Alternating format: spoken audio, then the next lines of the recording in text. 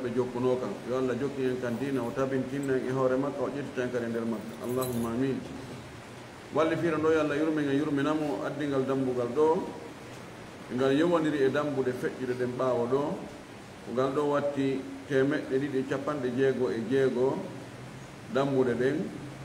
o wi baabu dambugal tahrimi fi harmingol sabbil muslimi yennugol julɗo bi gayri haqqin harana e hoore goonga holli wonde siko e hoore goonga o tigi yennimo na ella kono yennugol ni tun julɗo tawa na e goonga toñamo tun yennamo fena e hoore makko yennamo tun wonde ɗum hino harmi ko ngal dambugal ɗon o woni hen e yewtude fi muɗum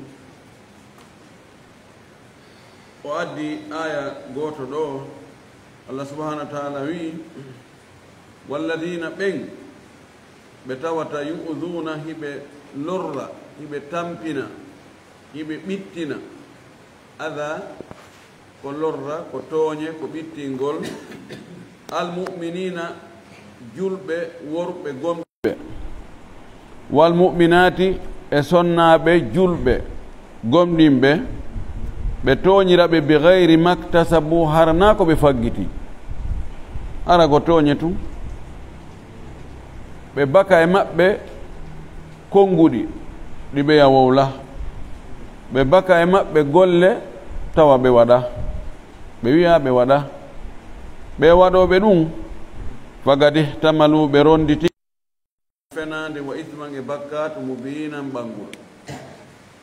tooñuɗo julɗo gorko ma julɗo suddiɗo harana ko o faggiti fes o tooñirimo ni tum o feni e hoore makko o lorrimo oɗo waɗɗo ɗum o faggitike fenande fefindande mawnde o faggitike bakkatu mawɗo kadi amma ka makuji nelaɗo sallllahu alih wa sallam tindinayɗi harmugol yennugol julɗo e hoore tooñe tampinamo ɓittinamo lorramo hadis arnamo addi ɗo on ko on ɗon watti wuɗore 559 o abdoulah bne masudun ko filli oɗo hadis radiallahu anhu qala o wi qala rasulullahi sallllahu alayhi wa sallam nulaɗo allah o maaki sibabul muslimi hoyre julɗo yennugol julɗo fusugol ɗum ko fasigiyagal ko yaltugol e ɗoftare allah fasigiyagal no waɗi noneji ɗiɗi fisqun itigadiyum wa fisqun amaliyum hada fisqun amali ko fasigiyagal ka finde e fasigiyagal ka golle fasigi alfisqu huwa almurugu walkhuruj ko yaltugol ko ɗum waɗi puɗɗa ngiiru ko faasuga wiyete ani ngay ka ngiiru ɓay ndu asay ɗo ndu yaha ha ndu muuto waɗa turo turto ngay kunkun ndu asoya ndu yaltinira nokku puɗɗa to kasi ndu maɓirama ga ka ndu sortoroya no naatira ga no yaltira to ɓe wi ngay kam faasuga wayi wano oɗo o naatino kal islam o fof makko o naati l'islam on fof kono sengo go o yaltiri ɗo ka yennugol o julɗo tawa koye hoore tooña hayso yalta e l'islam on fof kono ɗon o yaltiri ngon sengo ɗon o wi wa qitaluhu haɓudugol e julɗo on piyamo ma wara mo kufrun ɗum ko keferagal o ko kufrun duna kufrin keferagal no mari darajaji no woodi keferagal yaltugol ka diina fes ngal non woni towungal ngal no woodi keferagal tawana yaltugol ka diina kono ko waɗugol golle ko tawata ko heferɓe ɓen fodduno e wadde ɗen golle ɗum ɓeynata kufrun duna kufrin oɗo hadis no fotta sellugol mum hadis o no maapini wonde sa yenni julɗo e hoore tooñe haray a kontama e naafigiiɓe ɓen faasigiiɓe ɓen sa piimo e hoore tooñe ma a warimo e hoore tooña a kontama fayda e heeferɓe ɓe ndo no hulɓini hadis on no fotta e sellugol mum hadis heɗɗo ɗon on kanko watti wulure e 560 وعن أبي ذر الغفاري رضي الله عنه إتما يدعو أبو ذر أنه سمع رسول الله صلى الله عليه وسلم يقول كانكو أبو ذر أنانين لا أرماكي لا يرمي رجل رجلا بالفسق أو الكفر غوركو بوغتاكو غوركو غو فاسق ياغل إن أنكو أفاسق أنكو النافقير ماوي أنكو أكيفرو وطا أبوغو منغول كونغول دون إلا ارتدت عليه سنا كونغول أرتتنايمو كانكو وول دون ورتتو إماكو ارتد كو أرتغول بين ارتد عليه البول تاينة دو باولي جوني تتابو إيكي كساتي goɗɗe go yiltitoto ɗum ene irtidadu radad yiltitagol e cintoy arta e on tigi konngol ngol arta e makko kanko wowluɗo on illam yakun sahibuhu kadhalika si tawi wondiɗɗo makko ɗimmo makko mo o wowli ɗum on tawi nanon o woniri kono jaka ngol arti o si ngol tawoyi ton na place maggol ɗon ngol tappoyi ke tawi oɗo ko wi'a ko o fasiki kon jakana o fasiki konngol ngol tawi ton o na fasiki ngol arti tawi kangol iwi ɗon mana haray ko on ɗon woni fasikijo on so o wimo ko an ko a kefeero tawi jakana o kefeero few konngol ngol yaya ton ngol tawa ko wi'a kon nano woni ngol arta e wiwɗo on sabu ko o woli ɗum kon waɗimo ɗum oɗo e hadis ɓawojo on معنى منكو قوتو رواه البخاري وفي اللي حديث كو إمام البخاري حديث هيدو كان كو واتي ولو رتمت دي جوي إچاپان دي جيغو إغو وعن أبي هريرة رضي الله عنه إتام أبو هريرة يالله ويلتانو صحابة بنفو واتي دي ويلتانو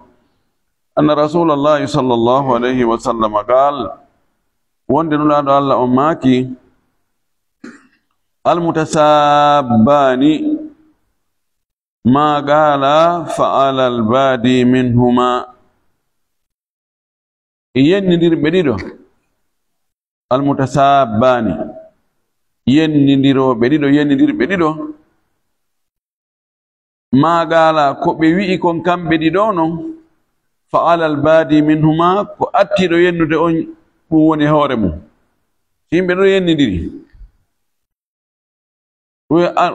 anko a huɗaɗo Allah huɗima an kadi Allah huɗima anko a fenowo an kadi ko a fenowo anko a gujjo an kadi ko a gujjo anko a fattu an men ko a fattu kamɓe ɗo ko ɓe wowli kon bakkatu ɗin ɗon konngudi koye hoore acciɗo on ɗi woni kanko sinci ha honde wi hatta ya'tadi al-mazlumu ha toñaɗo on feƴƴintinna so wimo an ko a bariru an kadi ko a bariru ka kosewi ko a mbabba a joni haray ko ɓeyditi ɗon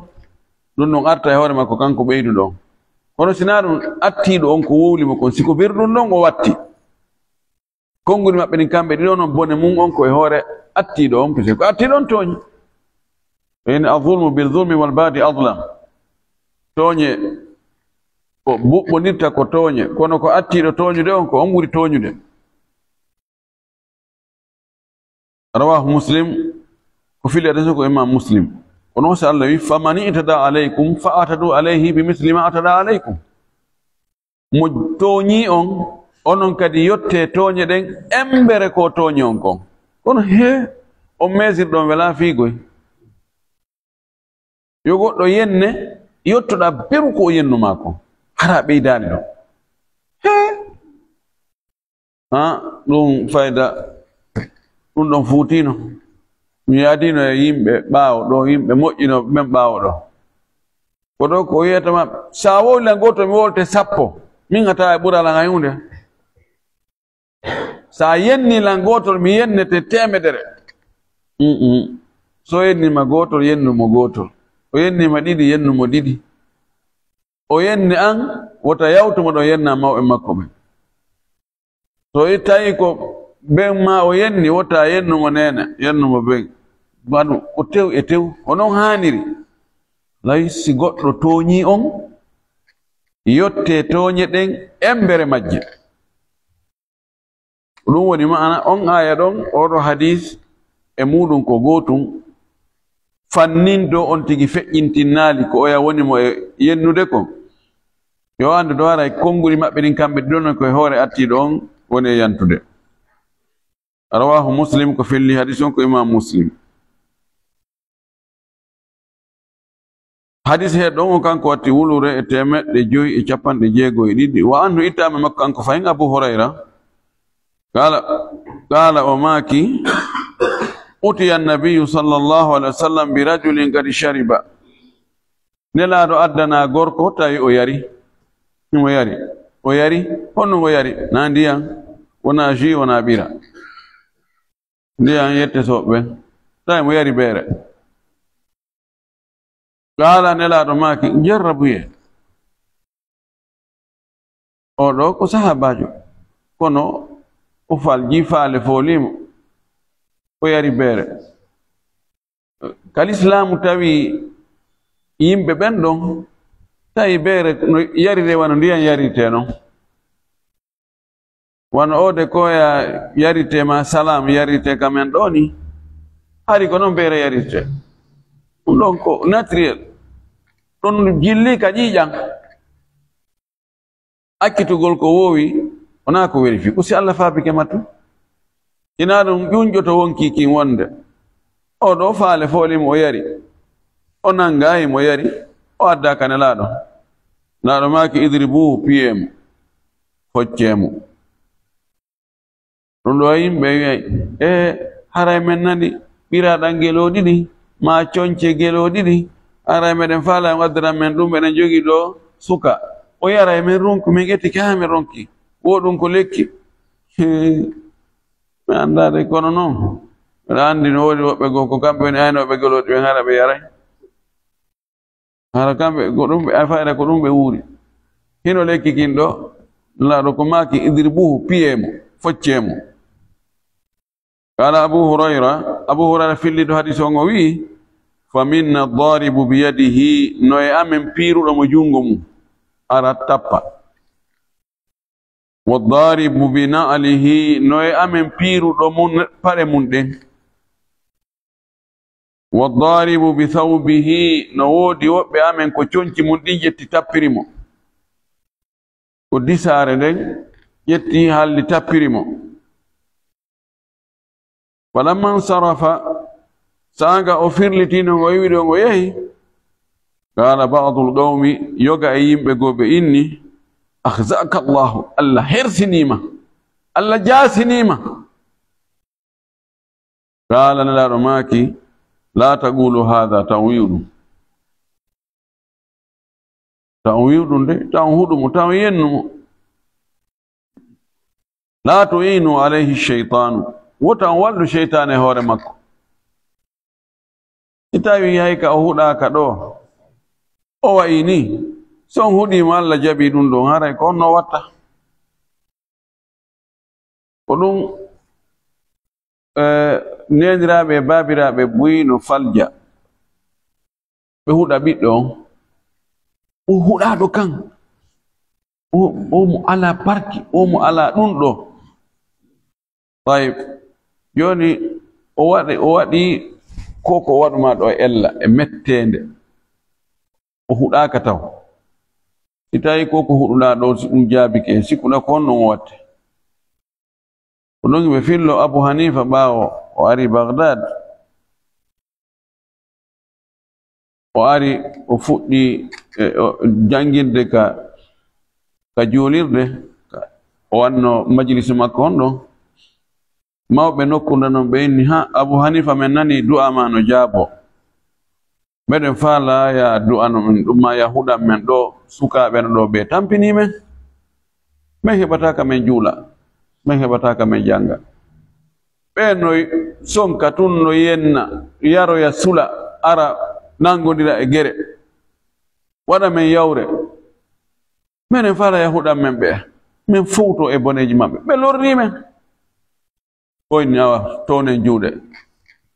allahumma anta allahu la ilaha illa anta subhanaka inna kunna min adh-dhalimin o manti allah ɗon ha o manti allah ɗon ha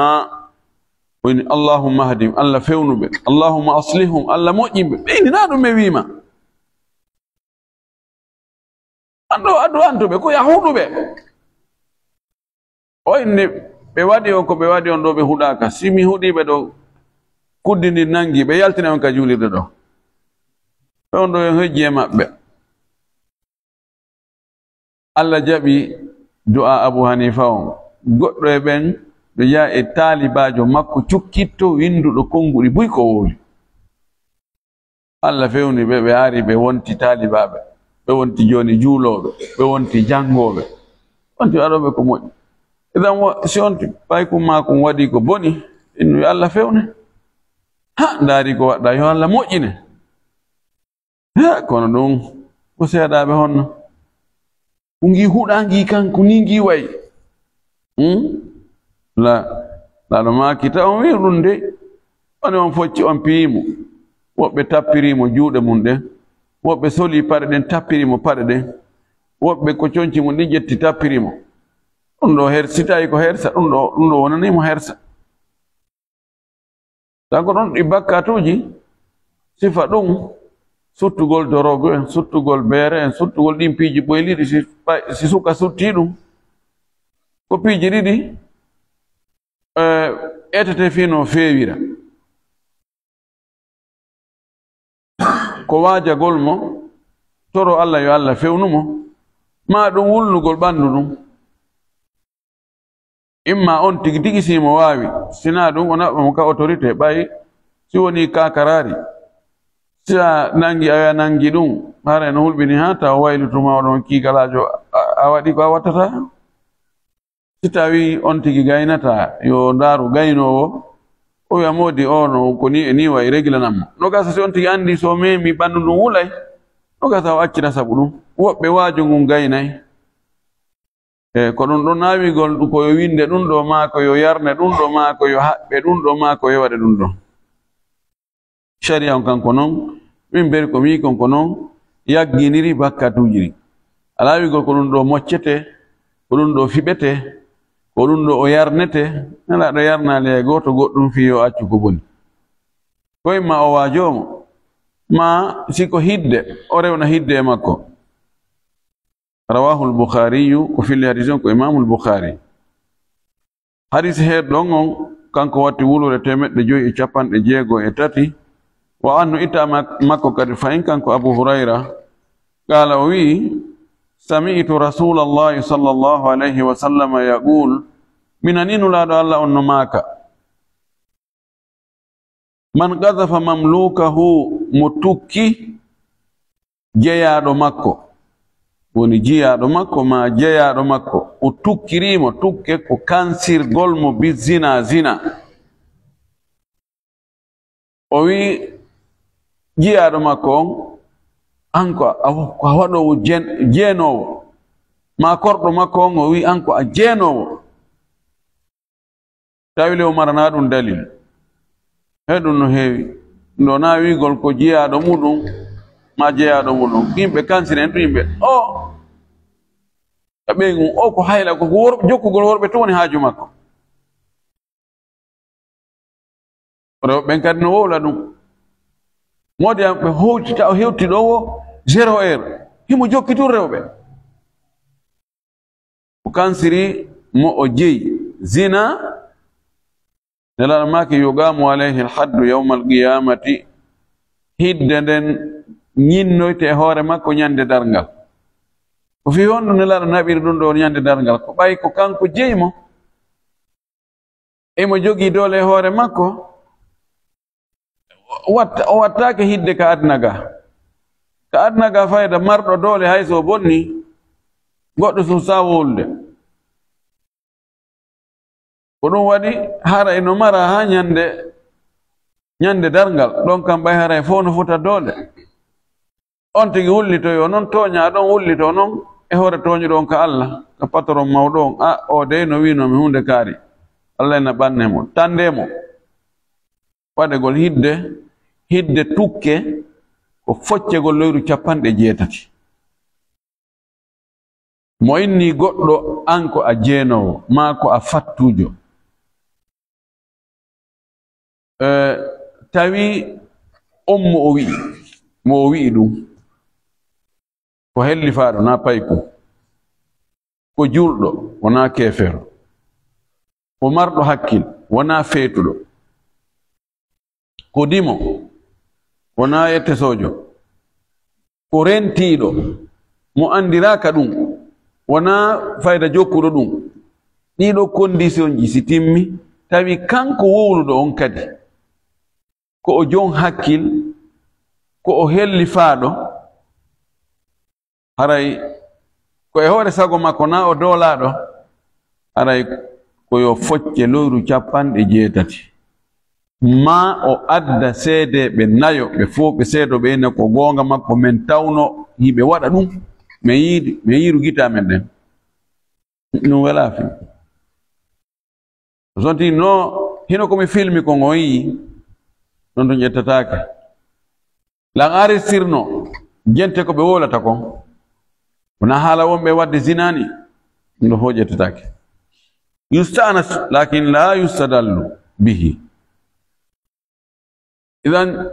jon non siko jiyaɗo on tigi wi'i ɗum en ka adnaga en newnanaka foccugol mo waɗugol mo hidde kono lawatako yawmal qiyama o foccoyte hay so naata aljanna o tandete taw o focce lewru 80 haqqe o jiyaɗo makko mo o kansiri ɗum ɗo o wi illa an yakuna kama qala sina hara jiyaɗo makko mo inni ko jeenuɗo on hara ko non ko goonga jaka o waɗu zina siko ɗum ara o kansamo joni noon si tawi na jiyaɗo ma sa ari a tawi mo waɗa zina neɗɗo ni tum a tawi mo waɗa zina a heɓali seede ɓe nayo hay siko ɓeygu ma so a wi o waɗi zina o be adda seedeɓe nayo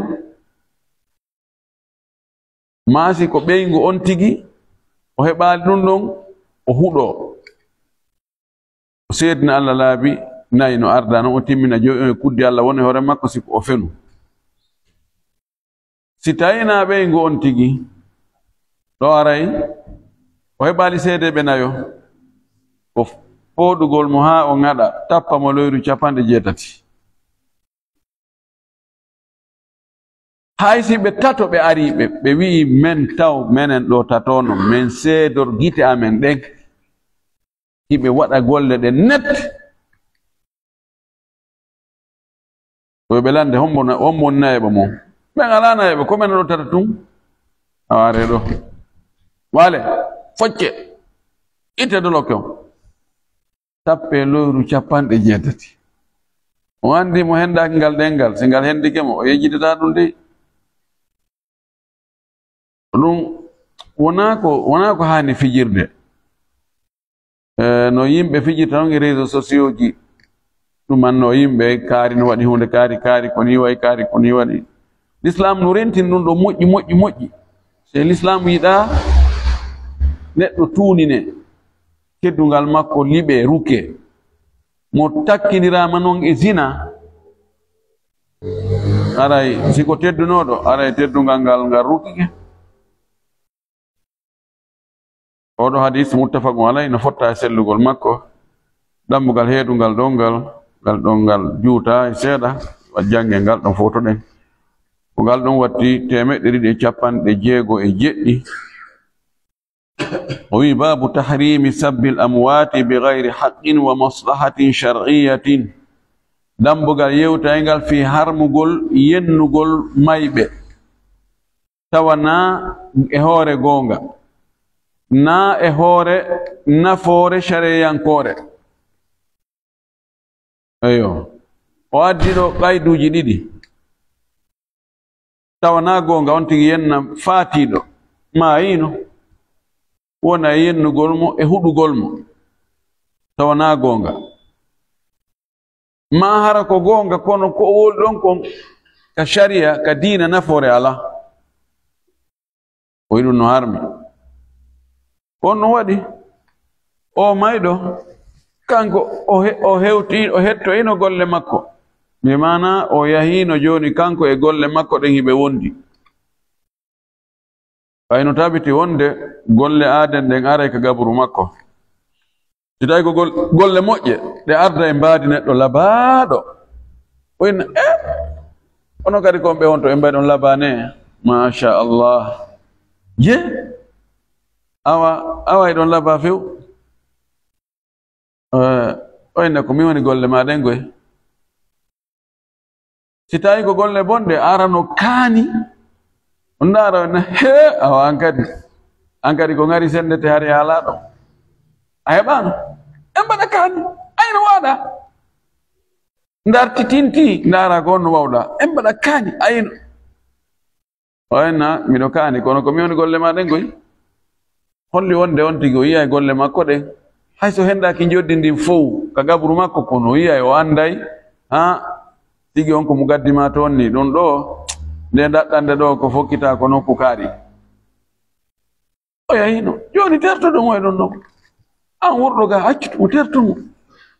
haysa yennaali haysa huɗaali haysa woɗaali ellaji kon tigi wonduno no wawnono sina hara ko goonga ma tawa kadi si a wowli ɗum diina kan mari nafoore wano hon ɗum on tigi no sincuno laawol bid'a mo majjinno yimɓe himo jogii jokkuɓe mo taalibaɓe jokkuɓe mo haa jooni no teddini ko wonno e mum ko wowlugo inna on wallahi ko bid'a o addi ɗo wallahi on ko wanno ɗum ɗo ko fenade o cippano hay nokku o ala dalil ko waɗɗo ko harmi o wanno ɗo o majji yimɓe ɓen ono jogii nafoore fiyo yimɓe ɓen yo rento ɓen he andale ɗo ustad kaari en ceerno kaari en docteur kaari en nde ɓe maaki ko e majjino ɓen o jeeya no gasa yimɓe goo ɓe jokkunoɓe mo accitira sabu ɗum ma haysi ɓen ɗon accitaɗi kono tawa woɓɓe goo naataɗi kan hannde kadi siko ɗum hara ella ala wowlugol ellaji makko e boneji ko wonno e wadde kon o wi wa huwa ko wiyete noon maslaha hara ko maslaha sharia on wa huwa tahdhir ɗum ko rentingol min al igtida'i bihi wala ñentingol mo fi bid'atihi e bid'a makko mo wonno e muɗum wa fiskihi e fasigiyagal bonki ko wonduno e mum wana hawi dhalika e ko nandi e muɗum hara ko toñaynoɗo he on geri goɗɗum on tooñi yimɓe on meeɗi wujjude he on nanɗo tooñuɗo wannon on soki yimɓe on wari yimɓe on waɗini wattitirini fi wota no gasa lanɗo fewni ɗon wota jokku on ɗon siko ɗum ɗo hara e maslaha no woodi kono sina ɗum mo maayi tertoɗen mo toon hakkunde makko e Allah toon jooni so wanno ko moƴƴo hetta siko ko boni kadi bone makko jangata en o yiwa fihi l ayatu wal ahadithu sabiqatu fi l babi qablahu no e ɗum ɗon fi harmingol yennugol mayɓe ɓen tawna hewre goonga ɗe ayaje ɗe jannguɗen mbaawo ga walladina yu'duna almu'minina almu'minat bigayri maktasabu eɗi hadisaji jannguɗen mbaawo ɗo fof ko tugga e julɓe wurɓe ɓen hare no taggi kadi e julɓe mayɓe ɓen fof o addi ɗo hadis gooto précise ɗo fi mayɓe ɓen tun oɗo watti wulure 594 وعن عائشة إتاما نين من عائشة رضي الله عنها يلا ويلتنم قالت نين من عائشة أماكي قال رسول الله صلى الله عليه وسلم نلاد ألا أماكي لا تسبوا الأموات وتعين ما يبين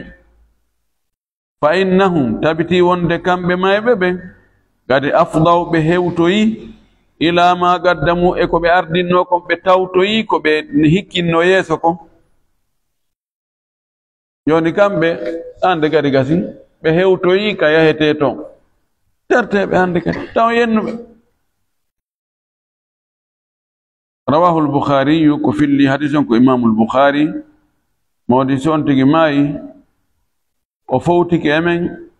ene kadi fowtoɗen e makko ma en fowtike e makko kan kadi yo fowto e men o maayi ɗon en mustarahum minhu siko toñaynoɗo alhamdulillahi en hettike en heɓi jang sonja iwani en tawi sonja iwan en tere sengo makko enen tawa sonja meɗen iwali kanko o daɗali sonja meɗen joni mo be ɓay hande kadi ko toñaynowo hande kadi o toñatama ko o bonnowo hande kadi bonki makki hewtatama haɗa ko tertagol mo sina ɗi chartiji ko jannguɗen ɗa kon nane en torki Allah subhanahu wa ta'ala yo Allah waɗu en moƴƴuɓe yo Allah wawnu en wawtin en ɗenɗe men ɗe tawa ko wowleten kon ko Allah yiɗi yarni kon tun o yaafo en dendonagal faljireji ko faljuɗen o jaɓana en dendonagal moƴƴireji ko waɗɗen kon o waɗa en malaɓe naataɓe aljanna wa akhiru da'wana an alhamdulillahi rabbil alamin wa sallallahu wa sallam wa baraka ala nabiyyihi al-amin naam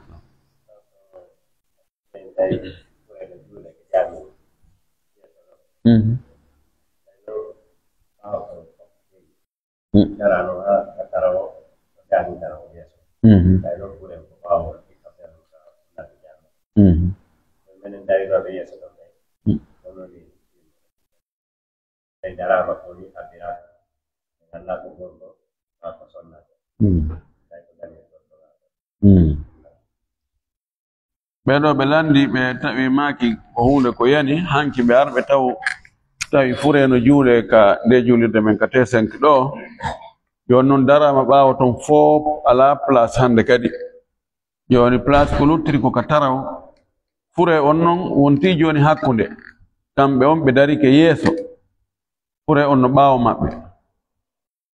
si ɓawo ton fof ala ka dare fof no heewi tew wonon ñawore maɓɓe kamɓe ɗon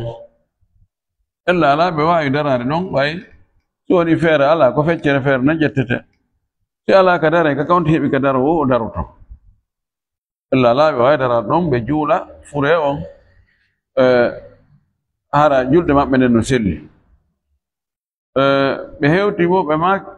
ɓe hewtitayi no dara habbiraka kono dara lutti habbirgol ngol ɓe anda noon o fure ko gorko ni ka ko debbo joni ko honno lamir honɗum ɓe jonnata ko Allah maghfir laha kako Allah maghfir lahu yo ɓe ƴettu mo ƴettete ɗon ko damir annafs ki wonkiɗo ma ki goykiɗo Allahumma innaha nasamatuka nasama ko wonkimani ƴetta wonki kin ɓay wonki gorko e debbo fof ko gotum ƴetta ɗon noon on damir ɗon Allah maghfir laha fanɗa ko ki wonki ittaki e ndu ɓandu ɗo la maghfir laha warhamha wa afiha wa afu anha wa aknuzla wasim dukhalaha waghsilha bil ma'i wa thalji wal barad karama ko ɓen ko noon ɓe wiri aray ko noon on tigi o juulirta furemo o anda ko none honɗum ko gorko ma ko debbo billahi tawfiq na e gorko e debbo walike ara ko gorko e debbo on tigi woni e juulude fureji ɗiɗi gorko e debbo waɗa ko yetteso ɓe wino ko mawɗo yettesojo o wi hawa on andi si tawi ko gorko ko Allah maghfir lahu warhamhu wa afihi wa afu anhu wa akrim nuzlah wa wassi mudkhala si tawi ko debbo Allah maghfir laha warhamha joni noon ko gorko e debbo joni ko wi Allah maghfir lahuha warhamhuha wa afu anhuha wanhuha nana joni ko noon tiginata ani arabu no mari kamɓe damiru tathniya ɗiɗo Allah maghfir lahuma warhamhuma wa afihima wa afu anhuma wa akrim nuzlahuma واغسلهما بالماء والثلج والبرد ونقهما من الذنوب والخطايا كما ينقى الثوب الأبيض من الدنس وجازهما عن الإحسان إحسانا وأن يستفن غفرانا هكذا سوي huma non do siko worbe dido kono siko rewbe dido kono siko gorko e debbo kono huma se tawi ko rewbe dido no aroya ton ka hakkunde ya e ta sertoya imara ko don kono on tigi werta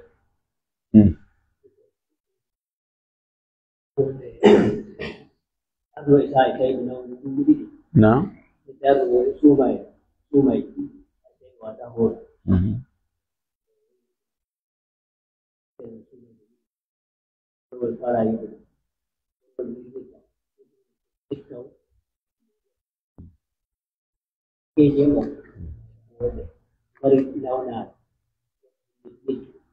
kambe tigi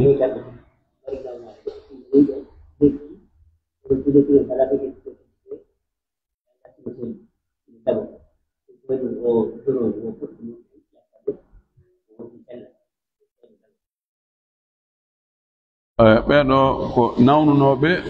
ɓe ñawli suumayeje ɗiɗi yani duuɓi ɗiɗi ɓe nawni